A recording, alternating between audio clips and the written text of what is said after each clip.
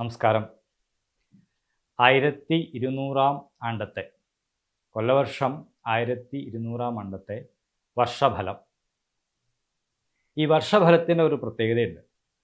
സാധാരണ ചിങ്ങമാസം മുതൽ അടുത്ത ചിങ്ങമാസം വരെ ആണ് വർഷഫലം. അപ്പോൾ നമ്മൾ വിഷുഫലം എല്ലാം കഴിഞ്ഞു, വിഷുഫലം എല്ലാം കേട്ടു. ഈ വർഷഫലത്തിൻ്റെ പ്രത്യേകത എന്താണെന്ന് പറഞ്ഞാൽ, ഈ കർക്കിടക മാസം ആവുമ്പോഴാണ് പുതിയ പഞ്ചാംഗം വരിക. അപ്പം അതുകൊണ്ട് ഗ്രഹസ്ഥിതിയും അതുപോലെ ഗ്രഹത്തിൻ്റെ ഗണിതഭാഗങ്ങളും എല്ലാം നമുക്ക് കുറച്ചും കൂടി അറിയാൻ പറ്റും. അതുകൊണ്ടാണ് ഈ വർഷഫലത്തിൻ്റെ ഒരു പ്രാധാന്യം. അപ്പോൾ കുറച്ചും കൂടി ഗ്രഹസ്ഥിതി നമുക്ക് വ്യക്തമാണ്. ഗ്രഹങ്ങളുടെ മൗഢ്യമുണ്ടോ അല്ലെ ഗ്രഹങ്ങളുടെ മാറ്റമുണ്ടോ അങ്ങനെയൊക്കെ അറിയാൻ പറ്റുക ഈ വർഷഫലത്തിലാണ്. വിഷുഫലത്തിൽ നമുക്ക് മുഴുവനായിട്ടും ആ ഗ്രഹസ്ഥിതി അറിയാൻ കഴിയില്ല. അതാണ് വർഷഫലത്തിൻ്റെ പ്രാധാന്യം. 1200 ആണ്ടത്തെ വർഷഫലം ഇത് പൊതുവായിട്ട് പറയുന്ന ഒന്നാണ്. ഇതിൽ ആദ്യം പ്രധാനമായിട്ടും പറയേണ്ടത് ചില ഗ്രഹങ്ങളുടെ മാറ്റങ്ങൾ. വലിയ മാറ്റമാണ് ഈ 1200 ആണ്ട് വർഷത്തിൽ. ഒരുപാട് മാറ്റങ്ങൾ വരുന്നു. നമ്മുടെ വ്യാഴം മാറും, ശനി മാറും, അതുപോലെ രാഹുകേതുക്കൾ മാറുന്നുണ്ട്. അപ്പോൾ ഈ വർഷം ഒരു പ്രത്യേകതയുണ്ട്. അതുപോലെ ഗ്രഹണം വരുന്നുണ്ട്. രാഹുഗ്രസ്ത ചന്ദ്രഗ്രഹണം വരുന്നുണ്ട്. അപ്പോൾ ആ ഗ്രഹണത്തിൻ്റെ ഫലങ്ങൾ നമുക്കിതിലേക്ക് യോജിപ്പിക്കേണ്ടതായിട്ടുണ്ട്. അങ്ങനെയൊക്കെയാണ് ഈ വർഷഫലം. അപ്പോൾ 2025 മാർച്ച് 29 ശനി മീനം രാശിയിലേക്ക് മാറുന്നു. കുംഭം രാശിയിൽ നിന്നും മീനം രാശിയിലേക്ക് മാറുന്നു. 2.5 വർഷമാണ് ഒരു രാശിയിൽ ശനി നിൽക്കുക എന്ന് നമുക്ക് എല്ലാവർക്കും അറിയാം. അപ്പോൾ ആ 2.5 വർഷങ്ങൾക്ക് ശേഷമുള്ള ഒരു പകർച്ചയാണ്, ഒരു ഗ്രഹപ്പകർച്ചയാണ്, ഗ്രഹത്തിൻ്റെ മാറ്റമാണ്. അത് വലിയ തോതിൽ നമ്മുടെ ഈ ഫലങ്ങളെ എല്ലാം അത് സ്വാധീനിക്കും.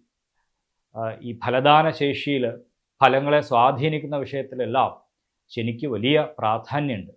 അതുകൊണ്ടാണ് നമ്മൾ ജന്മശനി, കണ്ടകശനി അങ്ങനെയൊക്കെ പറയാം. മറ്റൊന്ന്, 2025 മെയ് 14 വ്യാഴം മാറുന്നു. വ്യാഴവും മാറുകയാണ്. അതായത് ഇപ്പോൾ ഇടവം രാശിയിലാണ്. ആ ഇടവം രാശിയിൽ നിന്ന് മിഥുനം രാശിയിലേക്ക് മാറുന്നു 2025 മെയ് 14. പിന്നെ ഒരു മാറ്റം ഈ മെയ് 28, 2025 മെയ് 28 രാഹു കേതുക്കൾ മാറുന്നു. രാഹു മാറുമ്പോൾ ഒപ്പം തന്നെ കേതുവും മാറും. ഇപ്പോൾ മീനം രാശിയിൽ നിൽക്കുന്ന രാഹു കുംഭം രാശിയിലേക്ക് മാറുകയാണ്. അതും ഒരു വലിയ മാറ്റമാണ്. ഈ 3 ഗ്രഹങ്ങളുടെ മാറ്റം തന്നെ ഈ ഒരു പഞ്ചാംഗ വർഷത്തിൽ ഉണ്ടാവുന്നു എന്നത് വളരെ പ്രാധാന്യമുള്ള ഒരു സംഗതിയാണ്. ഒരുപാട് മാറ്റങ്ങൾ നമുക്ക് ഈ സമയത്ത് പ്രതീക്ഷിക്കാം. അതേപോലെ മറ്റൊന്നാണ്, ഒരു ആമുഖമായിട്ട് ഇതൊക്കെ ഒന്ന് പറഞ്ഞു വയ്ക്കണം, അത് കഴിഞ്ഞ് ഫലത്തിലേക്ക് പോവാം. അതാണ് ഏകദേശം ഒരു ഒക്ടോബർ 20 മുതൽ ജനുവരി 21 വരെ കുജൻ കുജൻ്റെ നീചരാശിയായ കർക്കിടകത്ത് നിൽക്കുകയാണ്. ഏതാണ്ട് ഒരു 3 മാസക്കാലം. അതും നമുക്ക് പരിഗണിക്കേണ്ടതുണ്ട്. കാരണം ഈ കുജൻ നീചരാശിയിൽ നിൽക്കുന്ന പലപ്പോഴും പല കൂറുകാർക്കും നല്ലതല്ല. അത് പുറകെ പറയാം. മറ്റൊരു പ്രധാനമായിട്ടുള്ള ഒരു വസ്തുത ഗ്രഹണം എന്നതാണ്. അതായത് 7/9/2025 സെപ്റ്റംബർ 2025 ആ 7-ാം തീയതി ഗ്രഹണം, പൂർണ്ണഗ്രഹണമാണ്, പൂർണ്ണചന്ദ്രഗ്രഹണമാണ്. രാഹുഗ്രസ്ത ചന്ദ്രഗ്രഹണം ഏകദേശം രാത്രി 9:57 മുതൽ രാവിലെ വെളുപ്പാങ്കാലത്ത് ഏതാണ്ട് 1 മണി 1:30 വരെ, 1 മണി 26 വരെ ഗ്രഹണമുണ്ട്. അത് പൂർണ്ണമായ ഗ്രഹണമാണ്. അതുകൊണ്ട് ആ ഗ്രഹണം ബാധിക്കുന്ന നക്ഷത്രക്കാരെയും ആ കൂറുകാരെയും അവരുടെ കാര്യം ഒന്ന് പരിഗണിക്കണം. അതിന് വേണ്ടതായ പരിഹാര മാർഗങ്ങൾ നമ്മൾ പറഞ്ഞു കൊടുക്കണം. മറ്റൊരു പ്രത്യേകത ഈ പ്രാവശ്യം വരണയിലാണ് ഈ ഗുരുവിൻ്റെയും ശുക്രൻ്റെയും പരസ്പരമായ ദൃഷ്ടി. ഇത് സംഭവിക്കുന്നത് ഏതാണ്ട് 2024 ഒക്ടോബർ 13 മുതൽ നവംബർ 17 വരെയാണ്. ഈ തുലാമാസത്തിലും അതങ്ങനെ വരുന്നുണ്ട്. ഈ തുലാമാസം എന്ന് പ്രത്യേകം പറയാൻ കാരണം ഈ സമയത്ത് വിവാഹങ്ങൾ നടക്കുന്ന സമയമാണ്. ഈ ഗുരു ശുക്ര പരസ്പര ദൃഷ്ടി ദോഷം ശരിക്കും പറഞ്ഞാൽ ദോഷമാണ്. പ്രത്യേകിച്ച് വിവാഹത്തിൻ്റെ മുഹൂർത്ത വിഷയത്തിൽ എടുക്കുമ്പോൾ വർജിക്കേണ്ടതായ ഒന്നാണ് ഈ ഗുരുവിൻ്റെയും വ്യാഴത്തിൻ്റെയും പരസ്പര ദൃഷ്ടി എന്ന് പ്രത്യേകമായിട്ട് ആചാര്യന്മാർ പറയുന്ന ഒന്നുകൂടിയാണ്. ഇങ്ങനെയുള്ള ചില മാറ്റങ്ങളെല്ലാം ഈ വർഷം, ഈ പഞ്ചാംഗ വർഷം ഉണ്ടാവുന്നു. ഇതൊന്ന് ആമുഖമായിട്ട് പറഞ്ഞു. ഇനി നമുക്ക് ഫലത്തിലേക്ക് നേരെ കടക്കാം. അശ്വതി, ഭരണി, കാർത്തികക്കാല, മേടക്കൂറ്. പൊതുവെ നല്ല ഫലങ്ങളൊക്കെ അനുഭവിച്ചു വരുന്ന ഒരു രാശിക്കാരാണ്. വ്യാഴം 2-ലുണ്ട്, ശനി 11-ലുണ്ട്. അപ്പോൾ പൊതുവെ വലിയ ദോഷം പറയാത്ത ഇവർക്ക് ദോഷമായിട്ട് ഭവിക്കുന്നത് ഈ ചൊവ്വയുടെ മാറ്റമാണ്. 2024 ഒക്ടോബർ 13 മുതൽ ചൊവ്വ ഈ നീചരാശിയായുള്ള കർക്കിടകത്തിലേക്ക് വരുമ്പോൾ ചാരവശാൽ 4-ൽ ചൊവ്വ വരികയാണ്. ഈ സമയത്ത് ആരോഗ്യപരമായ പ്രശ്നങ്ങൾ ഉണ്ടാവാം. ഏതെങ്കിലും തരത്തിലുള്ള ഈ പകർച്ചവ്യാധികൾ സംഭവിക്കാൻ ഒരു സാധ്യതയുണ്ട്. ഈ സമയത്ത് കുറച്ചൊക്കെ നമ്മൾ ശ്രദ്ധയോടെ ജീവിക്കണം. മറ്റൊന്ന്, കുടുംബത്തിൽ കലഹം ഉണ്ടാവുക, കുടുംബ ബന്ധുക്കളുമായിട്ട് കലഹം ഉണ്ടാവുക, അനാവശ്യമായ കലഹങ്ങൾ ഉണ്ടാവുക. ഇതെല്ലാം ഈ മേടം രാശിക്കാരുടെ ഒരു ഫലം പ്രത്യേകമായിട്ട് വരുന്നുണ്ട്. അപ്പം അതുകൊണ്ട് ഈ സമയത്ത് ഏകദേശം ഈ ഒക്ടോബർ 13 തൊട്ട് നവംബർ 17 വരെയുള്ള കാലം കുറച്ച് ഈശ്വരഭജനത്തോടു കൂടി ഇങ്ങനെയുള്ളവർ ശ്രദ്ധിക്കണം. ശ്വാസകോശ സംബന്ധമോ രക്തസംബന്ധമോ ഹൃദയ സംബന്ധമോ ആയ രോഗങ്ങൾ ഉള്ളവർ വിശേഷാൽ ഈ കാലം ഈശ്വരഭജനവും മെഡിക്കൽ ചെക്കപ്പും ഒക്കെ ചെയ്ത് ഒരു സുരക്ഷിതമായ നിലയിൽ ജീവിക്കേണ്ടതാണ്. സാമ്പത്തികമായ കാര്യങ്ങളിലോ അല്ലെങ്കിൽ ഈ ഉദ്യോഗ സംബന്ധമായ കാര്യങ്ങളിലോ ഒന്നും തൽക്കാലത്തേക്ക് ഒരു കുഴപ്പമില്ല. പക്ഷേ വ്യാഴം ശനി പതുക്കെ 12-ലേക്ക് വരും, മീനം രാശിയിലേക്ക് വരും. ഞാൻ പറഞ്ഞല്ലോ ഈ 2025 മാർച്ച് 19. അപ്പോൾ നിങ്ങളുടെ 7.5 ശനി തുടങ്ങും. പേടിക്കൊന്നും വേണ്ട. 7.5 കൊല്ലം എന്നുള്ളത് കൊണ്ട് ശനി 7.5 കൊല്ലം ഉപദ്രവിക്കുന്ന അർത്ഥമാക്കാനില്ല. ചില പ്രത്യേക സമയങ്ങളിലാണ് ശനി കൂടുതലായിട്ട് ഉപദ്രവിക്കുക. അപ്പോൾ 7.5 ശനി തുടങ്ങും. മാത്രമല്ല വ്യാഴം മാറുകയും ചെയ്യും. ഏകദേശം ആ സമയം തൊട്ട് നിങ്ങൾ കുറച്ച് ശ്രദ്ധിച്ച് ഈശ്വരഭജനത്തോടു കൂടിയെല്ലാം മാറണം. അങ്ങനെ ആ ദോഷങ്ങളെ പരിഹരിക്കേണ്ടതാണ്. മറ്റൊന്ന്, ഇടവം രാശിയാണ്. കാർത്തിക മുക്കാല്, രോഹിണി, മകീരത്തിലര. അവർക്കും ഈ പറഞ്ഞ പോലെ തന്നെ ഇപ്പോൾ വ്യാഴം ജന്മത്തിലാണ്. അതിൻ്റേതായ ഒരു അസ്വസ്ഥതയും ദോഷങ്ങളും ഒക്കെ അവർ അനുഭവിക്കുന്നുണ്ട്. അവർ പൊതുവെ ശ്രദ്ധിക്കേണ്ടത് ഈ ഒക്ടോബർ ഞാൻ പറഞ്ഞ ചൊവ്വയുടെ പകർച്ചയുടെ സമയത്ത് സഹോദര സ്ഥാനീയർക്ക് എന്തെങ്കിലും ദോഷം വരാതെ നോക്കണം. അതേപോലെ ഈ വർഷം പൊതുവെ സാമ്പത്തികമായ ബുദ്ധിമുട്ട് അനുഭവിക്കാൻ സാധ്യതയുള്ള ഒരു വർഷം കൂടിയാണ്. അപ്പോൾ സാമ്പത്തികമായ കാര്യങ്ങളിലും കുറച്ച് ശ്രദ്ധ വേണം.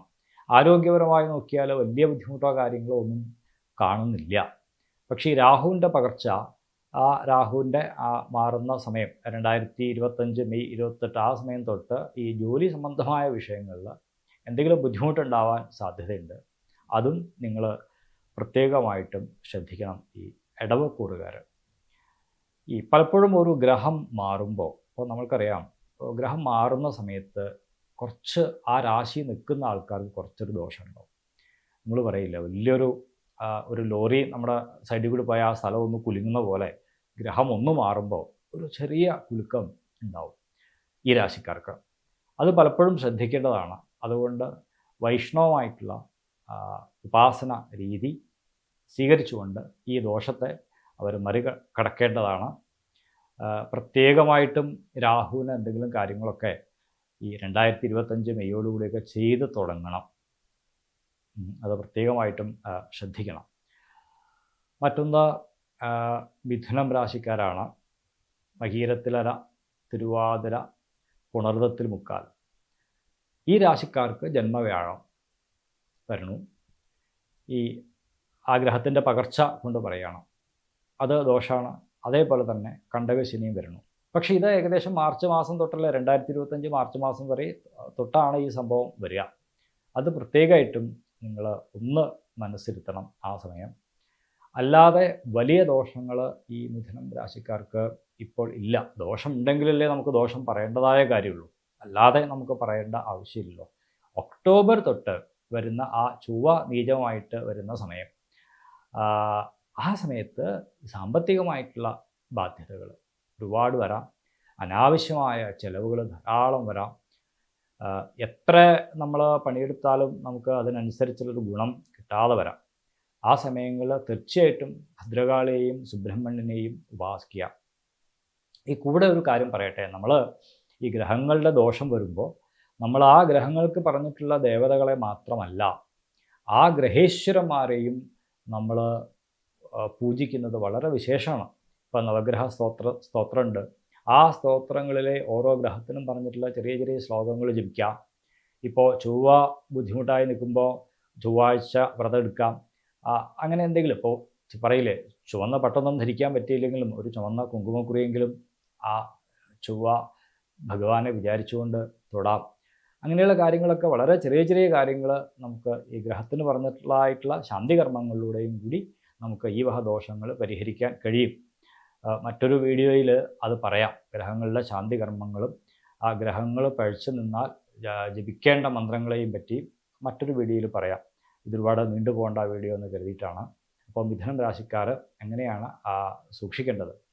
ഏകദേശം ഒക്ടോബർ 20 തൊട്ട് ജനുവരി 21 വരെ സാമ്പത്തികമായ കാര്യങ്ങളിൽ വളരെ ശ്രദ്ധിക്കണം. ആരുമായിട്ട് വഴക്കുണ്ടാവാൻ പോകണ്ട. ആ സമയത്തൊക്കെ വഴക്കുണ്ടാക്കണമെന്നും കുറച്ച് ഒരു ദേഷ്യവും ഒരു ഉഗ്രതയൊക്കെ കൂടി നിൽക്കുന്ന സമയമാണ്. അപ്പോൾ അത് മനസ്സിലാക്കിക്കൊണ്ട് തന്നെ ശാന്തമായിട്ട് ഈശ്വരവചനത്തോടു കൂടിയും ജീവിക്കുക. പിന്നെയുള്ളത് പുണർവൃത്തിക്കാല്, ഉയം, ആയില്യം, കർക്കിടകക്കൂറാണ്. എപ്പോഴും പറയുമല്ലോ, ഈ മാർച്ച് മാസത്തോടുകൂടി വരുന്ന ഗ്രഹസ്ഥിതി, ഈ മാർച്ച് വരെ ഗ്രഹസ്ഥിതിക്ക് വലിയൊരു ബുദ്ധിമുട്ടില്ല. പക്ഷെ വീണ്ടും ഇവിടെ ഈ ചൊവ്വ കുറച്ച് കുഴപ്പമുണ്ടാക്കുന്ന ആണ്. അപ്പം അതുകൊണ്ട് തന്നെ ചൊവ്വയുടെ ജന്മത്തിൽ ചൊവ്വ വരണു എന്നുള്ള ഒക്ടോബർ, അത് നീചമായിട്ട് വരണു എന്നുള്ളത് കൊണ്ട് വളരെ വളരെ സൂക്ഷിക്കണം. കുറച്ചൊന്ന് ഗൗരവമായിട്ട് കാണേണ്ട ആരോഗ്യ പ്രശ്നങ്ങളൊക്കെ വരാം. അതുപോലെ അസ്വസ്ഥതകൾ വരാം. ഏതെങ്കിലും കാര്യങ്ങൾക്ക് ഈ ചൊവ്വ പൊതുവെ കാര്യങ്ങൾക്ക് തടസ്സം ഉണ്ടാക്കുന്ന ഒരാളാണ്. ഭൗമോ ഭംഗം ഗുരുതേ എന്ന് പറയും. ഇയാൾ ഈ ജന്മത്തിൽ നിൽക്കുമ്പോൾ പല കാര്യങ്ങൾക്കും തടസ്സമുണ്ടാവും. നമ്മൾ ഓരോരോ കാര്യങ്ങളൊക്കെ പ്ലാൻ ചെയ്ത് മുമ്പോട്ട് പോകുമ്പോൾ അതിനൊക്കെ തടസ്സം ഉണ്ടാവും. അപ്പോൾ തടസ്സം മാറ്റാൻ വേണ്ടി, വിഘ്നങ്ങൾ മാറ്റാൻ വേണ്ടി വിഘ്നേശ്വരനെ പ്രത്യേകം ഒന്ന് ഭജിച്ചോളൂ. ഈ കാലഘട്ടത്തിൽ ഒരുപാട് തടസ്സങ്ങൾ വരാം. ആരോഗ്യപരമായ കാര്യങ്ങളിലും ശ്രദ്ധിക്കണം. സാമ്പത്തികമായ കാര്യങ്ങളിൽ വ്യാഴം 11-ൽ നിൽക്കുന്ന സമയം അത് വലിയൊരു ദോഷം ആവും എന്ന് വിചാരിക്കുന്നില്ല. എങ്ങനെയെങ്കിലുമൊക്കെ കാര്യങ്ങൾ നടന്നു പോകും. പക്ഷെ വ്യാഴത്തിൻ്റെ പകർച്ച വരുമ്പോൾ, ആ ഗ്രഹത്തിൻ്റെ മാറ്റം വരുമ്പോൾ 12-ലേക്ക് ആവും. ആ സമയം തൊട്ട് കുറച്ച് സാമ്പത്തികമായ കാര്യങ്ങളിൽ ശ്രദ്ധിക്കണം. കാര്യം 12 നിൽക്കുന്ന വ്യാഴം നമ്മുടെ കയ്യിലുള്ള പണത്തെ മുഴുവൻ ഏതെങ്കിലും വിധത്തിൽ ഇല്ലാണ്ടാക്കി തീർത്ത് തരും. വലിയ സാമ്പത്തിക ബാധ്യതയൊക്കെ പലപ്പോഴും പലർക്കും കണ്ടിട്ടുണ്ട് ഈ 12-ലെ വ്യാഴം. അതുകൊണ്ട് ആ ഒരു കാലം ഈ കർക്കിടകം രാശിക്കാർ പ്രത്യേകമായിട്ടും ശ്രദ്ധിക്കണം. മറ്റൊന്ന് ചിങ്ങം രാശിക്കാരാണ്. ചിങ്ങം രാശി എന്ന് പറയുമ്പോൾ മകം, പൂരം, ഉത്രത്തിക്കാലം ഒരു ഇപ്രാവശ്യം പ്രത്യേക ഫലമുള്ള ആൾക്കാരാണ്. ഓരോ കുറുകാർക്കും ധാരാളം ഫലങ്ങൾ കേൾക്കണമെന്ന് ആഗ്രഹം ഉണ്ടാവും. ഇതിൻ്റെ സമയത്തിൻ്റെ പരിമിതി കൊണ്ടാണ് കുറച്ച് പറയുന്നത്. അപ്പോൾ ചിങ്ങക്കൂറുകാർ ആരോഗ്യപരമായി വളരെ വളരെ ശ്രദ്ധിക്കണം. കാരണം കേതു ആ ചിങ്ങം രാശിയിലേക്ക് വരികയാണ്. രാഹു കുംഭത്തിലേക്ക് മാറുമ്പോൾ കേതു ചിങ്ങത്തിലേക്ക് വരും. ഉദര സംബന്ധമായ രോഗങ്ങൾ വളരെ സൂക്ഷിക്കണം ഈ ഒരു വർഷം.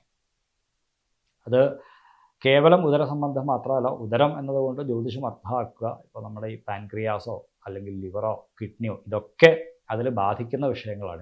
ഇന്നത്തെ കാലത്തൊക്കെ ധാരാളം അങ്ങനെയുള്ള അസുഖങ്ങൾ കാണുന്ന ഒരു സാഹചര്യം കൂടിയാണല്ലോ. അതുകൊണ്ട് അങ്ങനെയുള്ള അസുഖങ്ങൾക്കെതിരെ ജാഗ്രത വേണം. വേണ്ടതായ ടെസ്റ്റോ കാര്യങ്ങളോ ഒക്കെ നമ്മൾ എടുക്കണം. അതേപോലെ തന്നെ കേതുവിന് പറഞ്ഞിട്ടുള്ള ഗ്രഹങ്ങൾക്കുള്ള ആ ദേവതയ്ക്കുള്ള ശാന്തി, സാധാരണ കേതുവിനെ പറയുക ഗണപതിയാണ് പറയുക. കേതോസ്തു ഗണനായക എന്നൊരു പ്രയോഗം ഉണ്ട്. അപ്പോൾ ഗണപതി സംബന്ധമായിട്ടുള്ള പൂജകളോ കാര്യങ്ങളോ ഒക്കെ ചെയ്ത് ആ രോഗത്തിന് പരിഹാരം വരുത്തേണ്ടതാണ്. കാരണം ഇതൊരു ധൂമകേതുവാണ്. കേതുവിനെ ധൂമകേതു എന്നും കൂടി പറയും. അപ്പോൾ ഈ ധൂമകേതു ആവുമ്പോൾ ആ രാശി നിൽക്കുന്നവർക്ക് പലപ്പോഴും പല അനിഷ്ട സംഭവങ്ങളും ഉണ്ടാവാം. കുടുംബത്തിൽ തന്നെ എന്തെങ്കിലുമൊക്കെ അനിഷ്ട സംഭവങ്ങളും കാര്യങ്ങളൊക്കെ ഉണ്ടാവാം. അതുകൊണ്ട് അത് പ്രത്യേകമായിട്ട് നോക്കണം. കാരണം ഇപ്പോൾ ഈ രാഹുവിൻ്റെ ദോഷവും കേതുവിൻ്റെ ദോഷവും ഈ വർഷം കുറച്ച് കൂടും. കാരണം പൂർണ്ണമായിട്ടുള്ള ഗ്രഹണം സംഭവിക്കുന്നുണ്ട്. ഗ്രഹണത്തിൻ്റെ ഫലം ഇത് കഴിഞ്ഞിട്ട് പറയാമെന്ന് വിചാരിക്കുന്നു.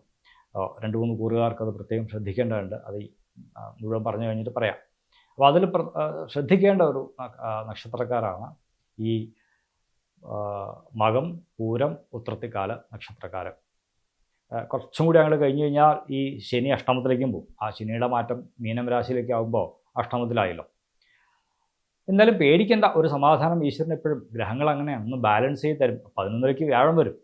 കുറച്ച് ഈശ്വരാധീനത്തോടു കൂടി ജീവിച്ചാൽ വലിയ കുഴപ്പമൊന്നുമില്ലാണ്ട് ജീവിക്കാൻ പറ്റും. പ്രധാനമായിട്ട് ശ്രദ്ധിക്കേണ്ടത് ആരോഗ്യ വിഷയമാണ്. പ്രത്യേകിച്ച് ഉദരത്തിൻ്റെ, വയറിൻ്റെ ഒക്കെ ഞാൻ ഈ ആദ്യം പറഞ്ഞിട്ടുള്ള ഭാഗത്തുള്ള ആരോഗ്യം അത് വളരെയധികം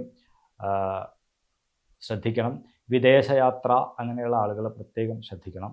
അത് ഉറപ്പൊക്കെ ആയിട്ടേ പോകാവൂ, അല്ലെങ്കിൽ ചിലപ്പോൾ പോയ പോലെ തിരിച്ചു വരേണ്ടി വരും. വിദ്യാഭ്യാസ കാര്യങ്ങളും അതേപോലെ തന്നെയാണ്. ധാരാളം തടസ്സങ്ങൾ, ഈ കുട്ടികൾക്കൊക്കെ എന്തെങ്കിലും അസുഖങ്ങളൊക്കെ വന്നിട്ട് വിദ്യാ തടസ്സം ഉണ്ടാവാം. അപ്പോൾ അതിനൊക്കെ വേണ്ടതായ പരിഹാരങ്ങൾ ചെയ്തോളണം. അപ്പോൾ എന്തെങ്കിലും ഒരു പനി വന്നാലും ഒരാഴ്ച സ്കൂളിൽ പോയില്ലെങ്കിൽ അങ്ങനെ ആയില്ലോ, അങ്ങനെയൊക്കെ വരാൻ സാധ്യതയുള്ളൊരു സമയമാണ് ഈ ചിങ്ങം രാശിക്കാർ.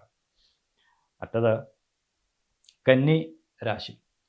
കന്നിരാശി ഉത്രത്തിമുക്കാൽ, അത്തം, ചിത്രയിലര കന്നിരാശിയാണ്. ആ കന്നിരാശിക്കാർക്കും വലിയ ദോഷം ഏതാണ്ട് ഈ മാർച്ച് വരെ ഇല്ല. പക്ഷെ അതിന് ശേഷം ഈ ഗ്രഹങ്ങളുടെ മാറ്റം വരുമ്പോൾ പ്രധാനമായിട്ടും കുറച്ച് ഈ രോഗദുരിതങ്ങൾ വരാൻ സാധ്യതയുണ്ട് കന്നിരാശിക്കാർക്ക്. കാരണം രാഹു 6 വരുമല്ലോ.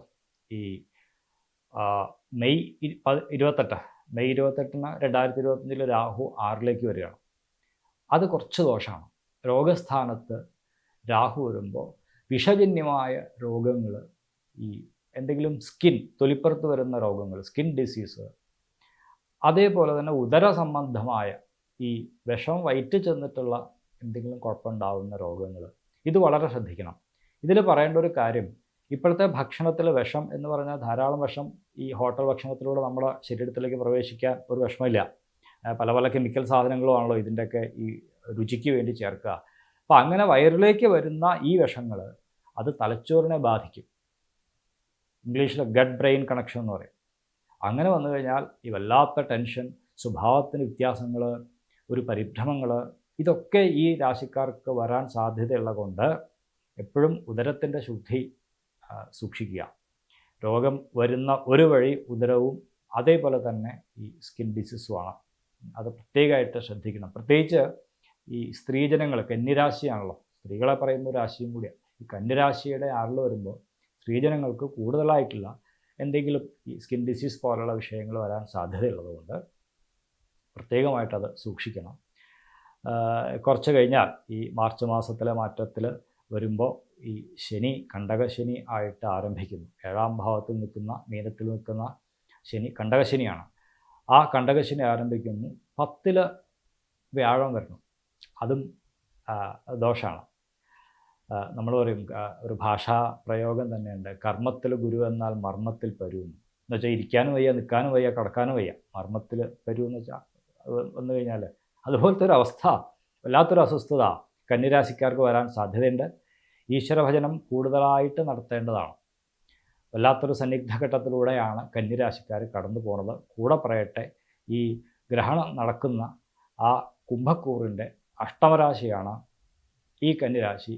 അതുകൊണ്ട് ഈ വർഷം കന്നിക്കാർ കൂടുതൽ ഈശ്വരഭജനം, ഗ്രഹണത്തിൻ്റെ ആ ദോഷപ്രായശ്ചിത്തം, ഇതെല്ലാം ഗ്രഹശാന്തി, ഇതെല്ലാം വേണ്ട പോലെ ചെയ്ത് ദോഷനിവൃത്തി വരുത്തേണ്ടതാണ്. ഒരു ഡബിൾ അണ്ടർലൈനാണ് കന്നിരാശിക്കാർക്ക് നമ്മൾ കൊടുക്കുക.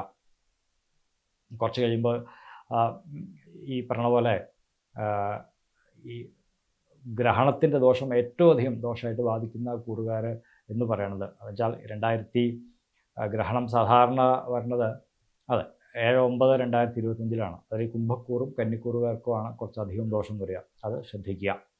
ചിത്രയിൽ അര, ചോതി, വിശാഖത്തിൽ മുക്കാൽ, തുലാക്കൂർ. തുലാം രാശി ഗുണദോഷ സമ്മിശ്രമാണ്. കുറച്ച് കഴിയുമ്പോൾ ഇപ്പം അഷ്ടമത്തിൽ നിൽക്കുന്ന വ്യാഴം അങ്ങോട്ട് മാറും, 9ലേക്ക് വരും. തുലാം രാശിക്കാർക്ക് അത് കുറച്ച് നല്ലതാണ്. വലിയ ദോഷങ്ങളൊന്നും തുലാം രാശിക്കാർക്ക് പറയേണ്ടതായ വിഷയങ്ങളില്ല.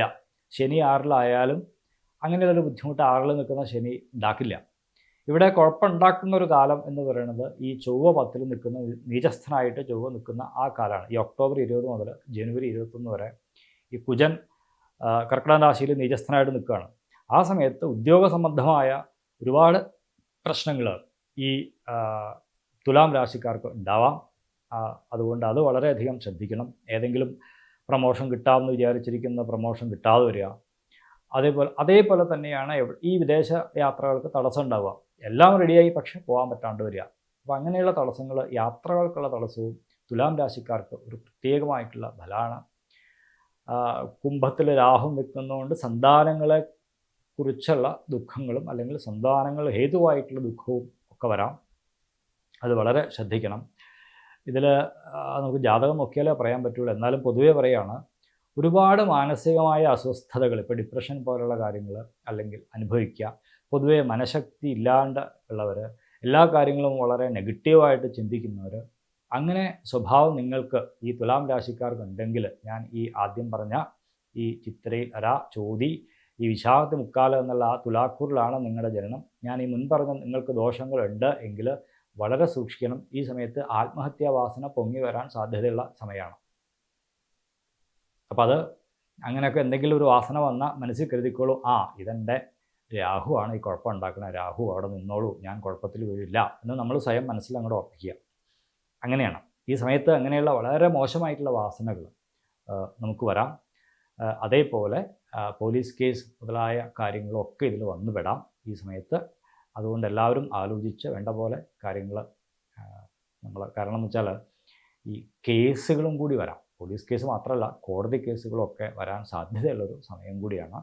ജാഗ്രതയോടുകൂടി ഇരിക്കുക, ദോഷപരിഹാരങ്ങൾ ചെയ്യുക, ഗ്രഹേശ്വരന്മാരെയും ഈശ്വരന്മാരെയും പൂജിച്ച് സത്കർമ്മങ്ങളും തീർത്ഥാടനങ്ങളും പുണ്യസ്നാനവും എല്ലാം ചെയ്താൽ ഗ്രഹങ്ങൾ ഉപദ്രവിക്കില്ല, ആ ദോഷം മാറിപ്പോവും. അങ്ങനെയുള്ള പരിഹാരങ്ങൾ നിങ്ങൾ ചെയ്യുക.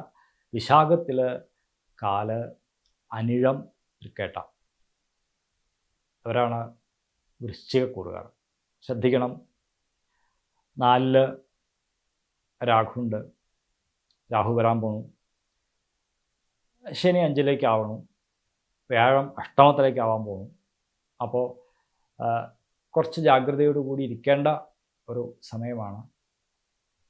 ഏതെങ്കിലും തരത്തിലുള്ള ഈ ജോലി സംബന്ധമായ കാര്യങ്ങൾ ശ്രമിക്കുന്നവർക്ക്, ഏതെങ്കിലും സർക്കാർ ജോലിയോ അങ്ങനെയുള്ള കാര്യങ്ങളോ അല്ലെങ്കിൽ ഏതെങ്കിലും മത്സര പരീക്ഷകളൊക്കെ എഴുതുന്നവർ കുറച്ച് കൂടുതലായിട്ട് ശ്രദ്ധിക്കണം. കാരണം ഈ ഭാഗ്യസ്ഥാനത്ത് കുജൻ വരണത് അത്ര നല്ലതല്ല. ആ ഭാഗ്യത്തെ കുറയ്ക്കും ആ ഗ്രഹം. അതേപോലെ തന്നെയാണ് അഷ്ടമത്തിലെ വ്യാഴവും ഭാഗ്യത്തെ കുറയ്ക്കും. 4-ലെ രാഹു നിങ്ങൾക്ക് അസ്വസ്ഥതകൾ തരും. ഈ 5-ലെ ശനി കുറച്ച് അലസത തരും. അപ്പോൾ അതുകൊണ്ട് ഇതൊക്കെ മനസ്സിലാക്കിക്കൊണ്ടുള്ള ഒരു ജീവിതം ചിട്ടപ്പെടുത്തുക. അതിനാണ് നമ്മൾ പലപ്പോഴും ഈ ഫലം പറയുമ്പോൾ ആളുകൾക്ക് അറിയുമെന്നറിയില്ല എന്തിനാണിത് പറയണത്, ഇതിങ്ങനെ മാറി മാറി പറയണത്. നമ്മൾ ഇതിനെക്കുറിച്ചൊക്കെ ഗ്രഹസ്ഥിതി അറിഞ്ഞു കഴിഞ്ഞാൽ നമുക്ക് അതിനനുസരിച്ച് ജീവിക്കാൻ നമുക്ക് പറ്റും. അങ്ങനെ ഒരുപാട് വരുന്ന അപകടങ്ങളോ അല്ലെങ്കിൽ മറ്റുള്ള ദോഷ അനുഭവങ്ങളോ ഒക്കെ നമുക്ക് അത് ഇല്ലാണ്ടാക്കാൻ പറ്റും ഒരു ശ്രദ്ധയോടുകൂടി. ഇപ്പോൾ വാഹനാപകടം നടക്കുന്ന സമയമാണെന്ന് പറഞ്ഞു കഴിഞ്ഞാൽ ശ്രദ്ധിച്ച് വാഹനം ഓടിക്കണം എന്നാണ് അതിനർത്ഥം, അല്ലാണ്ട് നേരെ പോയി അപകടത്തിൽ പെടും എന്നുള്ള അർത്ഥമല്ല. അപ്പോൾ അങ്ങനെ prevention is better than cure എന്ന് ഇംഗ്ലീഷ് പറയില്ലേ, അത് തന്നെ. അപ്പോൾ വൃശ്ചിക രാശിക്കാർ കുറച്ച് ഇങ്ങനെയുള്ള കാര്യങ്ങൾ ശ്രദ്ധിക്കണം. 10-ൽ കേതുവും കൂടി വരണതുകൊണ്ട് ഉദ്യോഗ സംബന്ധമായ വിഷയങ്ങളും വരാം. ഈ വൃശ്ചികം രാശിക്ക് പൊതുവേ ഛന്നപാപോ അളിജാത എന്ന് പറയുന്ന ഒരു സ്വഭാവമുണ്ട്. അതായത് എന്തെങ്കിലും ഒരു പാപകർമ്മം ചെയ്തിട്ട് അതിങ്ങനെ മൂടി വയ്ക്കും. അല്ല എങ്കിൽ അറിയാതെ അങ്ങനെയുള്ള എന്തെങ്കിലും പാപകർമ്മങ്ങൾ ചെയ്യാൻ ഇടവരും.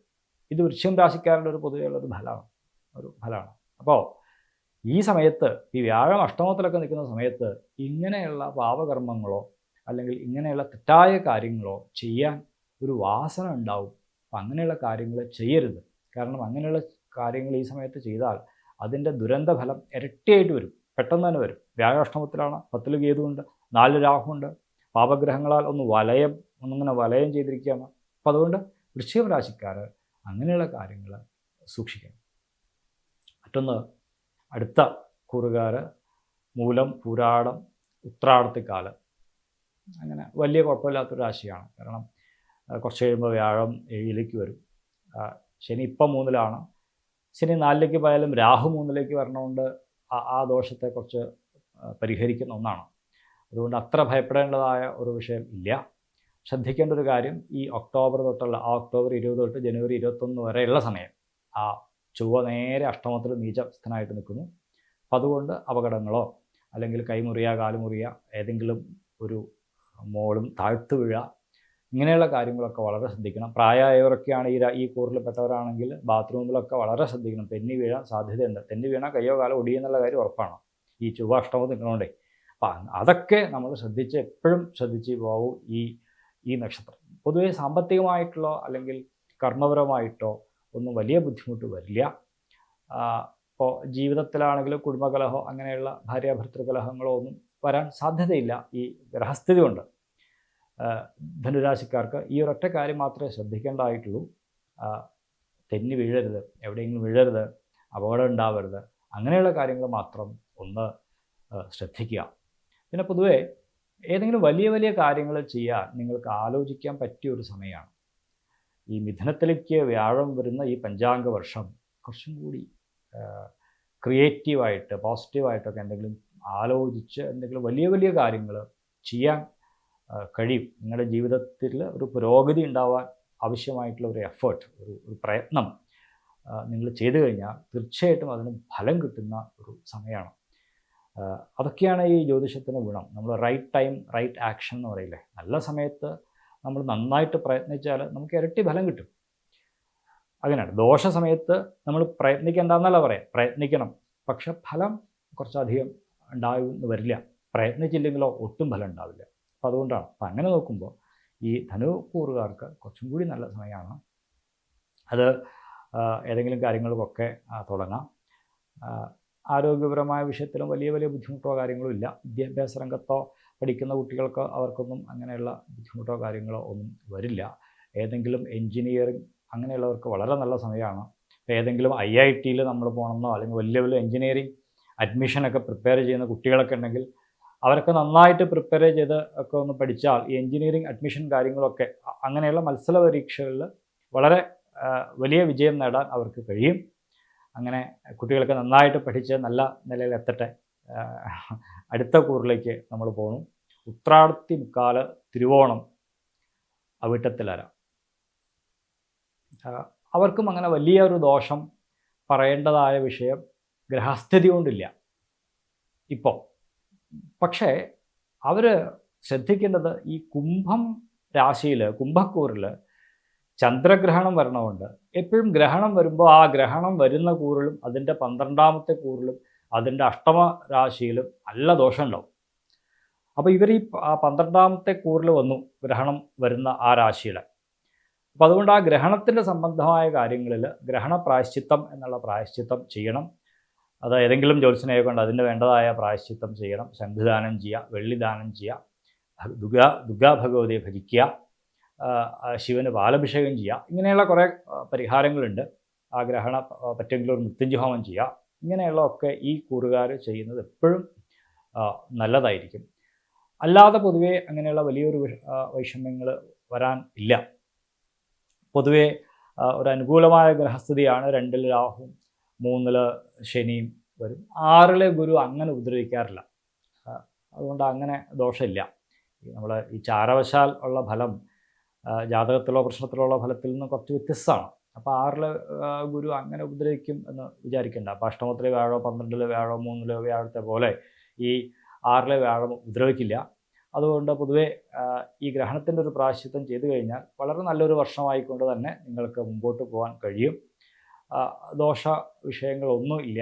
നിങ്ങൾ ശ്രദ്ധിക്കേണ്ട ഒരു കാര്യം, ഈ അഷ്ടമത്തിലേക്ക് ആ കേതു വരണ സമയത്ത് പൊള്ളലോ തീപ്പൊള്ളൽ അങ്ങനെയുള്ള കാര്യങ്ങൾ വരാൻ വയ്യ. അത് ശ്രദ്ധിക്കണം. അഗ്നി കൊണ്ട് വെൽഡിങ് ജോലി ചെയ്യണവരോ അടുക്കളയിൽ പെരുമാറുന്ന നമ്മുടെ അമ്മമാർ സഹോദരിമാരൊക്കെ ഈ കൂറിലുണ്ടാവുമ്പോൾ ഈ ഉത്രാടത്തിൽ മുക്കാലും തിരുവോണവും അവിട്ടത്തിര അരയിലൊക്കെ ഉള്ളവർ ഉണ്ടാകുമ്പോൾ തീപ്പൊള്ളൽ ഏൽക്കാണ്ട് വളരെ ശ്രദ്ധിക്കണം കേട്ടോ. അത് ഒരു പ്രധാനമായിട്ടുള്ള കാര്യമാണ്. ഒരു വർഷം കുറച്ച് ശ്രദ്ധിക്കണം. അതിന് ശിവന് ധാര നടത്തുക, ശിവന് ജലധാര നടത്തുക. അങ്ങനെയാണല്ലോ അഗ്നിഭീതി ഒഴിവാകാൻ ജലധാരയാണ്, വരുണനാണല്ലോ വേണ്ടത്. അപ്പോൾ ഭഗവാൻ ജലധാര കഴിക്കുക, അതാണ് ഒരു ഫലം. മറ്റൊന്ന്, അടുത്ത കൂറുകാരിലേക്ക് പോയി കഴിഞ്ഞാൽ ഈ അവിട്ടത്തിൻ്റെ അര, ചതയം, പൂരുട്ടാതി, മുക്കാല്. അപ്പം അതിൽ ആ രാശിയിലും രാഹു വന്നു കഴിഞ്ഞു, വരുവാണ് രാഹു. ഈ വർഷം രാഹു വരും. അപ്പോൾ രാഹു ജന്മത്തിൽ നിന്നാൽ ഉള്ള ദോഷങ്ങൾ ഈ കൂറുകാർക്കുണ്ട്. ആദ്യം പറഞ്ഞ പോലെ സ്കിൻ ഡിസീസ്, അതുപോലെ എന്തെങ്കിലും വിഷജന്യമായിട്ടുള്ള രോഗങ്ങൾ, അതേപോലെ തന്നെ കണ്ടുപിടിക്കാൻ കഴിയാത്ത എന്തെങ്കിലും രോഗങ്ങൾ പോലെ വരിക. അപ്പോൾ അങ്ങനെയൊക്കെ രോഗങ്ങൾ വന്നു കഴിഞ്ഞാൽ അതിന് വേണ്ടതായ പരിഹാരം, ധന്വന്തരി ഹോമോ അങ്ങനെയുള്ള കാര്യങ്ങളൊക്കെ ചെയ്ത് അത് നമ്മൾ നിവൃത്തി വരുത്തണം. കുറച്ചൊരു ഈ സമയത്ത് ഏതെങ്കിലും അസുഖങ്ങളോ കാര്യങ്ങളോ ഒക്കെ ഉള്ളവർ ശ്രദ്ധിക്കണം. കുറച്ചൊരു ആയുസ്സിന് ദോഷമൊക്കെ കാണിക്കുന്ന ചില ഘട്ടങ്ങളിലൂടെ നിങ്ങൾ കടന്നു പോകാം. അപ്പോൾ അതുകൊണ്ട് ഈശ്വരഭജനം വേണം. സാമ്പത്തികമായ ബുദ്ധിമുട്ടുകൾ കുറച്ചുണ്ടാവാം. കാരണം ചിലപ്പോൾ ജന്മശനി അങ്ങോട്ട് പോണ പോക്കും കൂടിയാണ്. ഈ പലപ്പോഴും ഈ ജന്മശനി ആ പോകുന്ന ഒരു പോക്കുണ്ടല്ലോ, അതായത് നമ്മൾ ആദ്യം പറഞ്ഞു ശനി മാറുന്നത് 2025 മാർച്ച് 29 പറഞ്ഞു. അപ്പോൾ അതിനു മുമ്പുള്ളൊരു 3 മാസങ്ങളൊക്കെ ശനിയുടെ പ്രയാണം അങ്ങോട്ട് മീനം രാശിയിലേക്ക് ആരംഭിച്ചു കഴിഞ്ഞു. ആ ജന്മശനി പോണ പോക്കാം. ഈ ജന്മശനി പോണ പോക്ക് ചിലപ്പോൾ ഒരടി അടിയും. അപ്പോൾ അതുകൊണ്ട് ആ അടി കൊള്ളാൻ തയ്യാറായിരുന്നുള്ളൂ. അതിൽ നിന്ന് രക്ഷപ്പെടാൻ വേണ്ടി ശാസ്താവിനെയും ശിവനെയും നന്നായിട്ട് ഭജിക്കണം. ഈ പേടിപ്പിക്കാൻ പറഞ്ഞല്ല, എന്നുവെച്ചാൽ ഗൗരവത്തിൽ പറയുമ്പോഴേ ആ ദോഷം ഗൗരവമായിട്ട് നിങ്ങൾക്ക് മനസ്സിലാവുള്ളൂ. അതുകൊണ്ടാണ് പറയാം. ആ കൂറിൽ ചന്ദ്രഗ്രഹണം വരുന്നു, ശനിയുടെ പോണ പോക്ക്, ഇതെല്ലാം കൂടി വരുമ്പോൾ ശ്രദ്ധിക്കണം. പിന്നെ ഒരു സമാധാനം 5-ൽ വ്യാഴം ഉണ്ട് എന്നുള്ളതാണ്. 5-ൽ നിൽക്കുന്ന വ്യാഴം ഈ കുംഭം രാശിയെ നോക്കുന്നുണ്ട്. ദൃഷ്ടയെ അമരരാജമന്ത്രന ദീർഘായു സുഖഭ എന്ന് പറയാം. വ്യാഴത്തിൻ്റെ ദൃഷ്ടി ഉണ്ടെങ്കിൽ അയാൾ സുഖമായിട്ടും ദീർഘായുസായിട്ടും ഇരിക്കും. അങ്ങനെ ഒരു സമാധാനം അവിടെ ഉണ്ട്. തീർച്ചയായിട്ടും ആ സമാധാനം നിങ്ങൾക്കുണ്ടാവും. എന്നാലും ഒരു കഷ്ടകാല സമയം എന്ന് കരുതി കൂടുതലായിട്ട് ഈശ്വരഭജനവും ക്ഷേത്ര ദർശനങ്ങളും എന്തെങ്കിലും വഴിപാടുകളും ഒക്കെ ഗ്രഹശാന്തിയൊക്കെ ചെയ്യേണ്ട സമയമാണ്. പിന്നെ ഉള്ളത് ഈ കർമ്മപരമായിട്ട് എന്തെങ്കിലും നല്ല ഒരു ദോഷം വരാൻ സാധ്യതയുണ്ട് കേട്ടോ. ശ്രദ്ധിക്കണം. ജോലി പോകാനൊക്കെ ഇങ്ങനെ ആടി നിൽക്കുന്നവരാണെങ്കിൽ ജോലി പോവും. ഇനി ജോലിയിൽ നിന്ന് റിസൈൻ ചെയ്യണം എന്നൊക്കെ, ഇപ്പോഴത്തെ ജോലി പറ്റില്ല, പുതിയൊരു ജോലി നോക്കാം, അപ്പോൾ ജോലി റിസൈൻ ചെയ്യണം എന്നൊക്കെ വിചാരിച്ചിരിക്കുന്ന ആൾക്കാർ ഇപ്പോൾ റിസൈൻ ചെയ്യണ്ട. കാരണം റിസൈൻ ചെയ്താൽ ചിലപ്പോൾ നിങ്ങൾക്ക് പുതിയ ജോലി കിട്ടിയില്ല എന്ന് വരാം കുംഭൻ രാശിക്കാർക്ക്. അതുകൊണ്ടുള്ള ജോലി തന്നെ പിടിച്ചു നിന്നോളൂ. കുറച്ച് സാഹസികമായിട്ടുള്ള തീരുമാനങ്ങളോ സാഹസികമായിട്ടുള്ള യാത്രകളോ കാര്യങ്ങളോ ഒന്നും ചെയ്യണ്ട. ഒരു ഡിഫെൻസീവ് ലൈഫ് സ്റ്റൈൽ, അതാണ് ഏറ്റവും നല്ലത് ഇപ്പോൾ കുംഭക്കൂറുകാർക്ക്. മറ്റൊന്ന് മീനക്കൂറുകാരാണ്. പൂരുട്ടാതി, കാലുത്രട്ടാതി, രേവതി. ശനി അങ്ങോട്ട് വരുന്നുണ്ട്. രാഹു 12-ൽ വരുന്നുണ്ട്. സമ്മിശ്രമായൊരു ഫലമാണ്. വെച്ചാൽ വ്യാഴം 4-ലുള്ളതുകൊണ്ട് കുറച്ചൊരു സമാധാനമുണ്ട്. എന്നാൽ പോലും ഏകദേശം ഈ ഒക്ടോബർ, നവംബർ, ഡിസംബർ 3 മാസക്കാലം ഈ രാശിക്കാർ ശ്രദ്ധിക്കണം. കാരണം ഈ ഗ്രഹത്തിൻ്റെ പകർച്ച മാത്രമല്ല, ഈ പൊതുവെയുള്ള ഗ്രഹസ്ഥിതി കുറച്ചൊരു ബുദ്ധിമുട്ടുണ്ടാക്കുന്ന ഒരു സമയമാണ്. അതുകൊണ്ട് അത് കുറച്ച് ശ്രദ്ധിക്കുക. പിന്നെ ഇതിനൊരു അനുകൂലമായ ഘടകം, വിവാഹം നടക്കാത്തവർക്ക്, വിവാഹം കഴിക്കാൻ ആഗ്രഹമുള്ളവർക്ക്, അവർക്കൊക്കെ കല്യാണം നടക്കുന്ന ഒരു സമയം കൂടി ഈ വർഷം. ശുക്രൻ കുറച്ച് ഉച്ചാരോഹിയായിട്ടും ഉച്ചത്തിലൊക്കെ വരണ ഒരു സമയം കൂടിയാണ്. അപ്പോൾ അതുകൊണ്ട് വിവാഹ വിഷയങ്ങളിലൊക്കെ ആലോചിക്കാം. നല്ല ആലോചനകൾ വരും, നടത്താം. സ്നേഹബന്ധത്തിലൊക്കെ ഉള്ളവരും പോസിറ്റീവായിട്ട് വിവാഹമൊക്കെ കഴിയും. അങ്ങനെ ഒരു നല്ല ഫലമുണ്ട്. കർമ്മരംഗത്തും വലിയ ദോഷങ്ങളോ കാര്യങ്ങളോ വരില്ല. നിങ്ങളും ശ്രദ്ധിക്കേണ്ടത് ആരോഗ്യത്തിലാണ്. കാരണം ജന്മശനി തുടങ്ങുന്ന സമയവും കുറച്ചൊരു ബുദ്ധിമുട്ടുണ്ടാക്കുന്ന ഒരു സമയമാണ്. നല്ല സുഖമായിട്ട് കുറേ കാലം അങ്ങോട്ട് പോയി നമ്മൾ നന്നായിട്ട് പോകുമ്പോൾ വലിയൊരു ഗട്ടറുള്ള റോഡിൽ ചെന്ന് വീഴുന്ന പോലെയായിരിക്കും. ഒരു നാഷണൽ ഹൈവേയിൽ ഇങ്ങനെ സുഖമായിട്ട് യാത്ര ചെയ്ത് പെട്ടെന്നാണ് കുറേ കുഴിയുള്ള റോഡിലേക്ക് വന്ന് വീഴുന്നത്. അപ്പോൾ ശനി അങ്ങോട്ട് കയറുമ്പോൾ അങ്ങനെയാണ്, കുറേ കുഴിയുള്ള വീട്ടിലേക്ക് പോവുക. അപ്പോൾ പിടിച്ചിരിക്കണം, അതുപോലെ കുറച്ച് ശ്രദ്ധിക്കണം, അത്ര മാത്രമേ ഉള്ളൂ. പൊതുവേ കാരണം ഈ മീനം രാശിക്കാർക്ക് ജന്മശനി വരണു. കുറച്ചു കാലം 12 ശനിയായിരുന്നു. ഞാൻ നേരത്തെ പറഞ്ഞു വ്യാഴം അവർക്ക് 3-ലായതുകൊണ്ട് ഉണ്ടാകുന്ന ബുദ്ധിമുട്ടുകളും കാര്യങ്ങളൊക്കെ ഉണ്ടായിരുന്നു. കുറച്ചും കൂടി ഒരു ആ കഷ്ടകാലം ഒന്ന് എക്സ്റ്റെൻഡ് ചെയ്യണം. അപ്പോൾ അതുകൊണ്ട് കുറച്ചും കൂടി ശ്രദ്ധിക്കണം. എക്സ്റ്റെൻഡ് ചെയ്യാന്ന് വെച്ചാൽ വ്യാഴം 4-ലേക്ക് വരുമ്പോൾ ഒരു സമാധാനം ഉണ്ടെങ്കിലും ഈ ജന്മശനിയും 12-ലെ വ്യാഴവും കുറച്ച് വെച്ചാൽ അത് വ്യത്യാസമുണ്ട്. എന്ന് വെച്ചാൽ ജന്മത്തിൽ രാഹു നിൽക്കുന്നതും, നേരത്തെ ഇപ്പോൾ മീനം രാശിക്കാർക്ക് ജന്മത്തിൽ രാഹു ആയിരുന്നു, അതിനേക്കാൾ ദോഷമാണ് 12-ൽ രാഹു നിൽക്കുന്നത്. അതുകൊണ്ടാണ് ശ്രദ്ധിക്കണം എന്ന് പറയാം. 12-ൽ ശനി നിൽക്കുന്നതിനേക്കാൾ ദോഷമാണ് ഈ ശനി ജന്മത്തിൽ നിൽക്കുക. അപ്പം രണ്ടും മീനം രാശിക്കാർക്ക് ഒന്നുമില്ല. വ്യാഴം 12-ലേക്ക്, രാഹു 12-ലേക്ക് പോയി, ശനി ലഗ്നത്തിലേക്ക് പോയി, ആ കൂറിലേക്ക് പോയി. അപ്പം അതുകൊണ്ടാണ് ദോഷാധിക്യം പറഞ്ഞത്. അപ്പോൾ അതുകൊണ്ട് കുറച്ച് കാലം കൂടി ശ്രദ്ധിച്ച് ഈശ്വരഭജനത്തോടു കൂടി തന്നെ പോകണം. പ്രത്യേകിച്ച് ഈ സർപ്പപ്രീതി വരുത്തണം. അല്ലെങ്കിൽ അത് ദോഷമായിട്ട് വരും. സർപ്പപ്രീതിരവശ്യമേവ ഗുരുതേ ആരോഗ്യപ്രാപ്തേ.